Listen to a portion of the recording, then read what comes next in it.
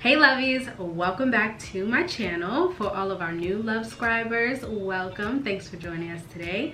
Please don't forget to hit the subscribe button before you exit this video so you don't miss out on any content in the future. So today I wanted to talk to you guys a little bit about my hair journey. I've had questions over the years about, anything from hair tie to how do I get my hair to look this way to, am I mixed, like all kinds of crazy questions. So I wanted to go ahead and get down to the nitty-gritty with my hair. So first of all, I have been natural since 2009. Well, I started transitioning in 2009. I got a super duper short haircut, and if I can find a picture, I'll insert it somewhere here. I don't know. Hopefully I'll be able to find a picture so I can show you guys how short my hair was. But I was kind of forced to get my hair cut that short. And I have my notes here so I can follow along the little timeline and give y'all a little backstory.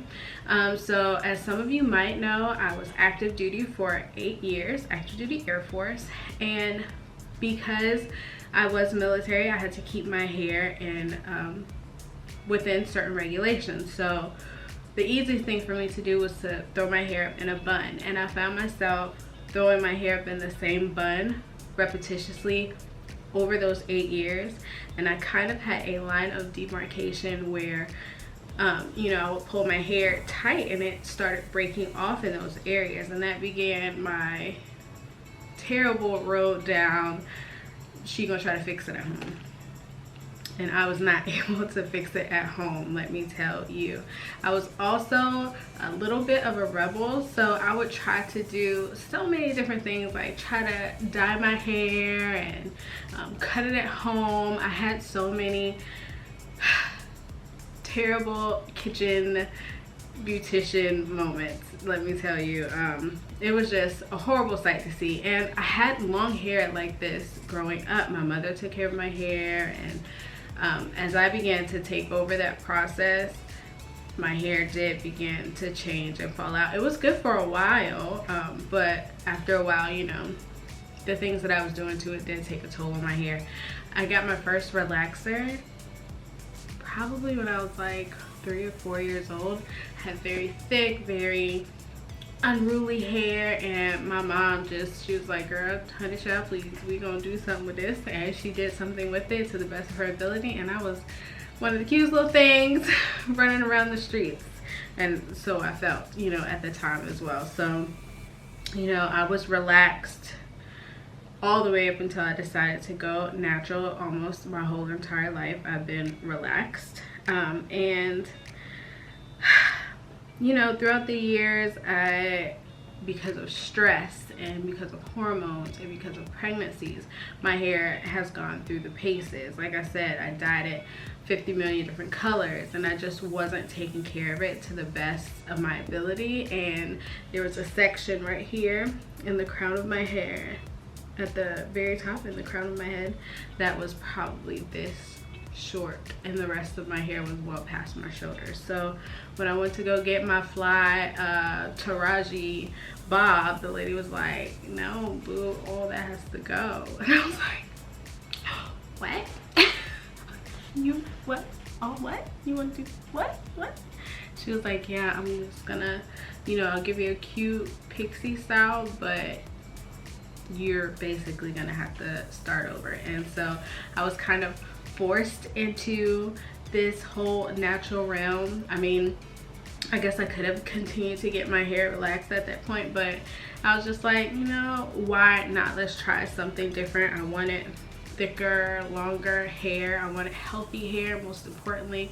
And so that day at the salon, you know how they do, she relaxed my edges but she left the rest of it natural. And so as I grew that out, I kind of call that my transition phase, because my edges were relaxed, and then I was fully natural after that. I just trimmed and trimmed and trimmed. Now I'm 100% natural.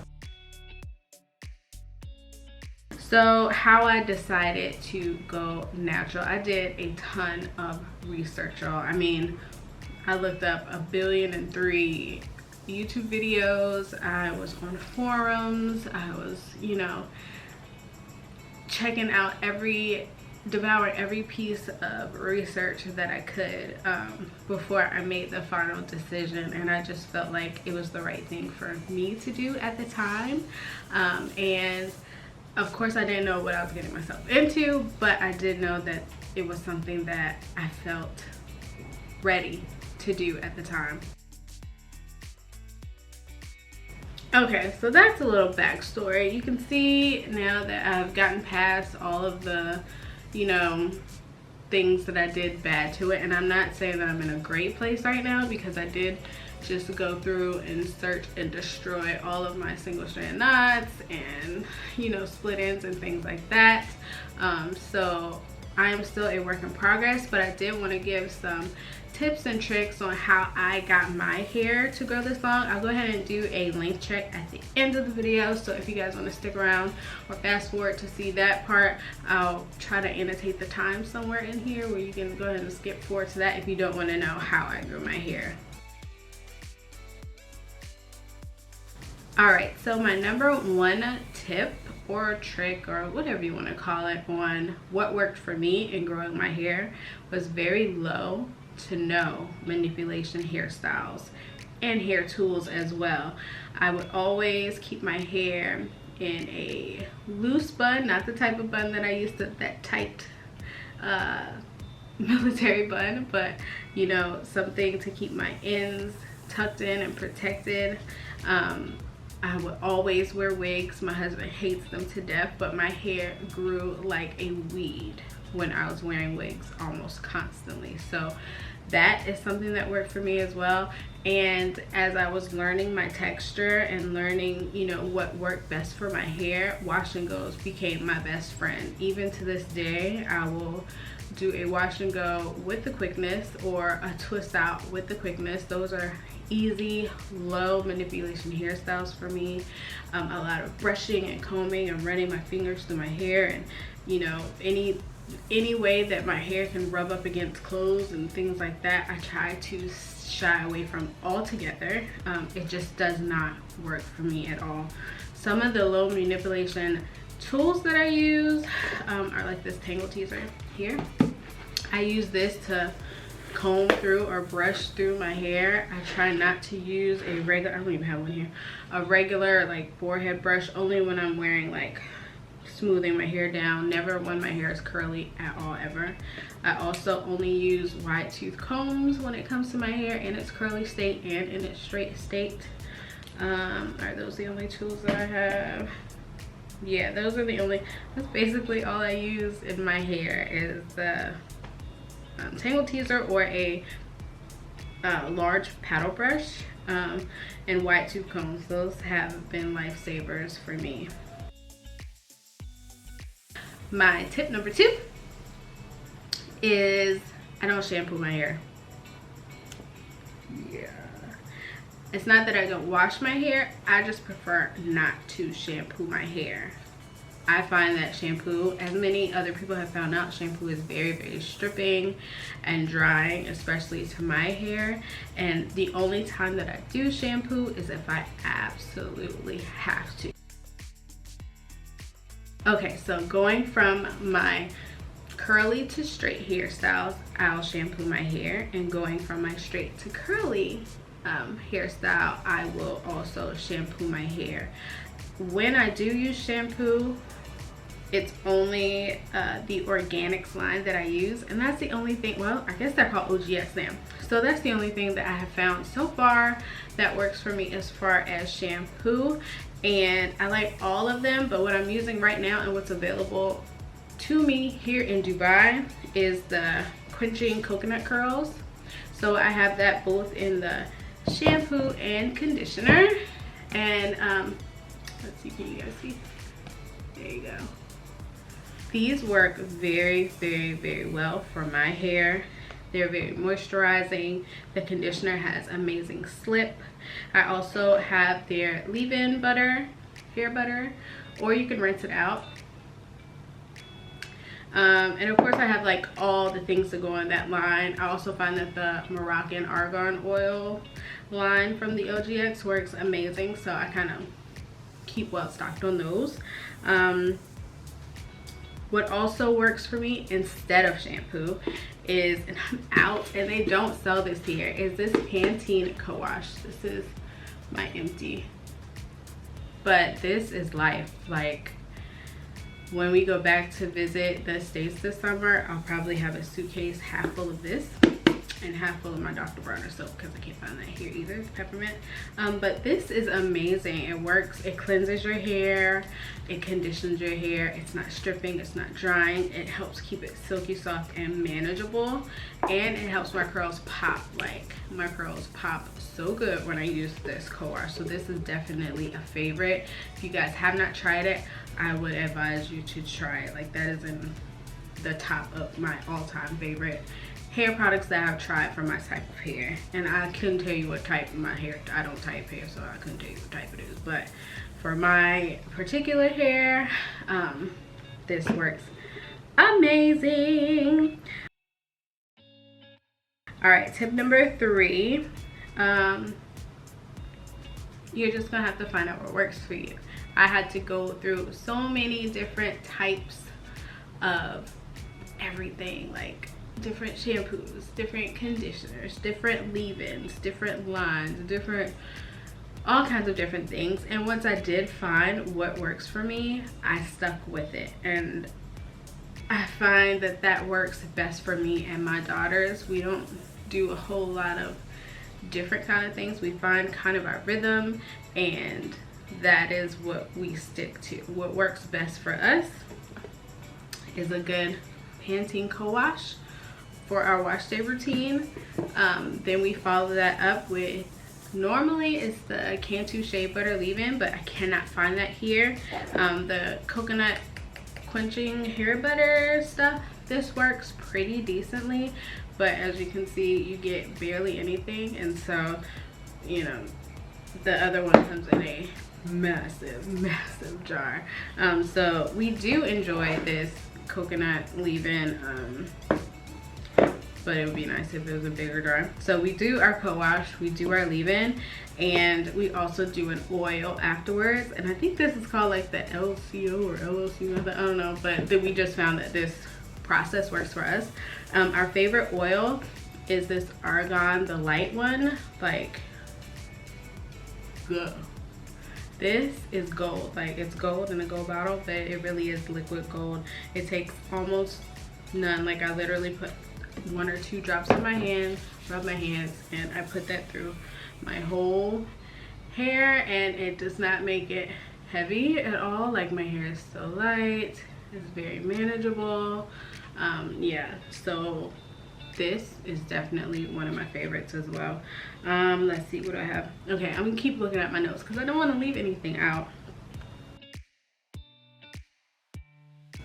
Okay, so my tip number 4 kind of goes along with tip number 3, and it is leave-in or bust. Like, moisturize, moisturize, moisturize. I have found that without moisturizer or some sort of moisture, my hair is, I mean, if you think about it, if you don't feed your hair, it won't grow. So moisturizer is at the top of my list. I can not do without a leave-in or some sort of hair lotion or hair butter or hair cream or something. Like, I constantly have to be feeding my hair for it to live, and I have found that that in itself has not only helped me, but it's helping my girls as well, because they have fairly dry hair as well. We all have different types of hair, all 4 of us, and somehow this one step or this one trick helps us all. And so I would advise to find some sort of leave-in or some sort of moisturizer, some sort of hair lotion, hair cream, hair butter that works for your hair type. Keep stocked on it and just do it constantly. I mean, constantly. That worked for me. Okay. And along with the moisturizer, after you moisturize, don't forget to seal that moisture in. Don't forget to lock it in. And like I said before, our favorite is the Moroccan argan oil. It is amazing. I mean, amazing. If you want to soften your hair, add some shine, it's amazing. I just love it to death.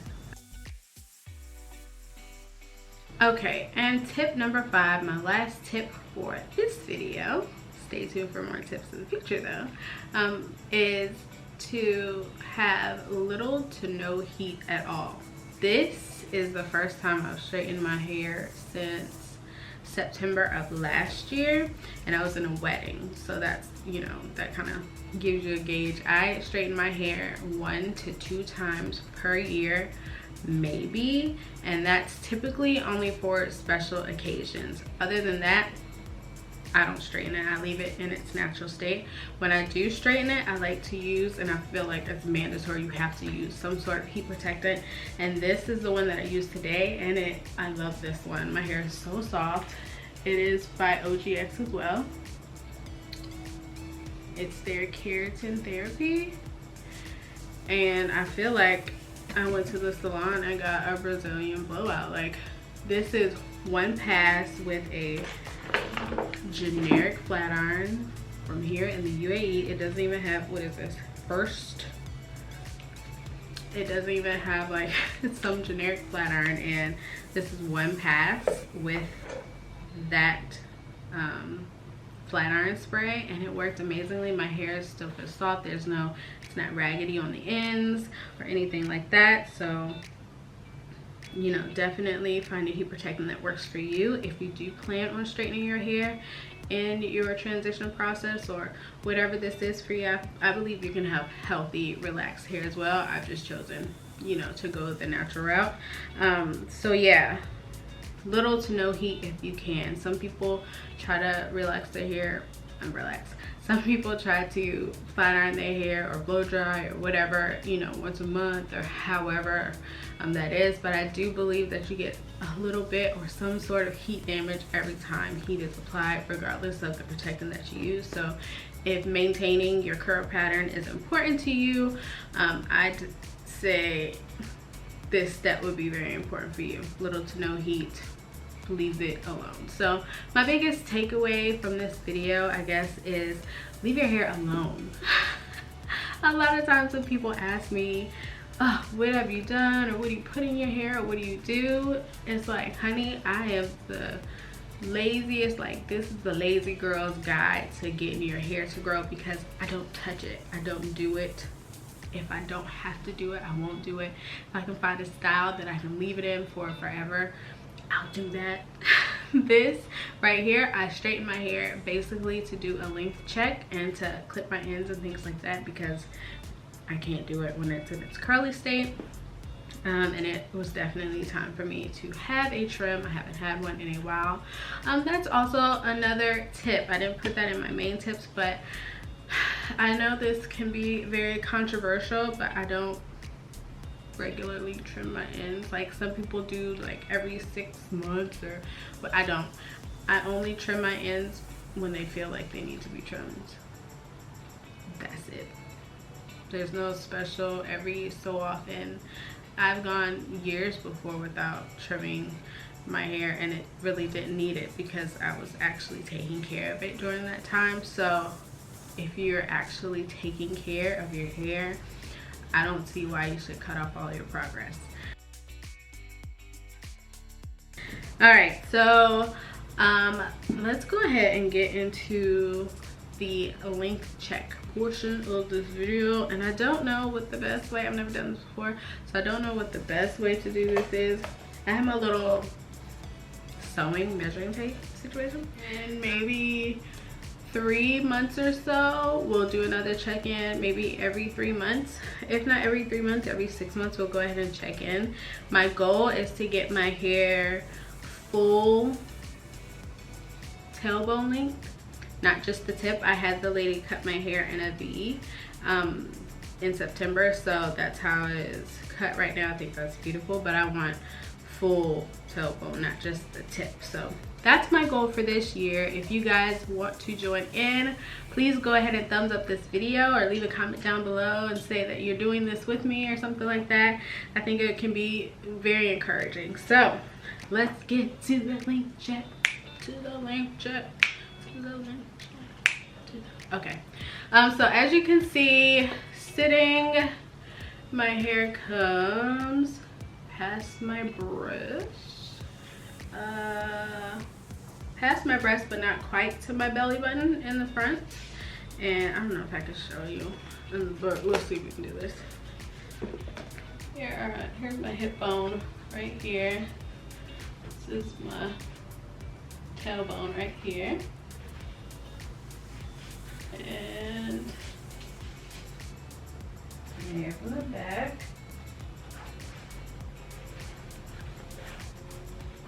And I am 5'2½". So here it is standing. The front. Like I said, my belly button is right here. So it does not quite reach the belly button. Alright guys, so that's what it looks like. Now let's get to the actual inches. So I guess I'll just take like a bang piece.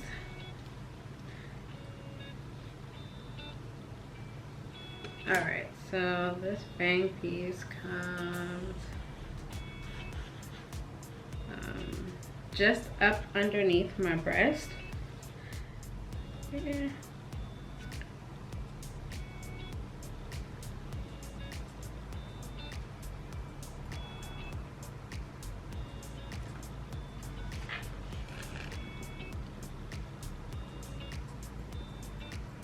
$20 inches for the bang. Okay fam, so here's the bangs. New bangs. Here's the back piece. Pull to the front.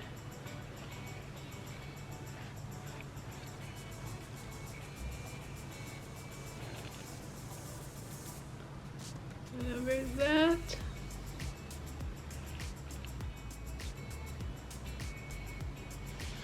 Alright, here we go.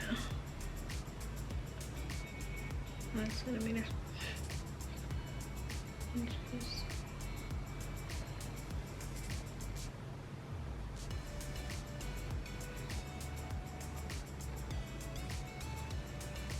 Alright. And it is just past 20, but I'm gonna call it 20. So we are 20 inches all around. Yeah. All right, lovies, so there you have it, my length check, and I think I will have this posted on the 1st of April. So we'll just go ahead and call this 1 April 2017 length check, and it was 20 inches all around, or just about. The sides were a little bit over, but I might still do a trim. Who knows? If I do, I will definitely keep you guys posted on that. So yeah, thank you guys so much for joining me today. If you enjoy hair videos and you would like to see more of my straight hair routine, my curly hair routines, and products that I enjoy using on my hair, then please go ahead and thumbs up this video. Don't forget to Love-scribe. I would love to connect with you guys in the comment section as well. And if you have any questions or any comments or anything like that, please feel free to go ahead and chit chat with me down below. I love that kind of stuff. If I can help out in any way, I would absolutely love to. So it was super fun hanging out with you guys today. Please try out these tips, and if you do, please go ahead and let me know in the comment section down below as well how your progress is going. And let's all check in again in 3 months, okay? All right, love you guys, and I'll see you in the next video. Bye.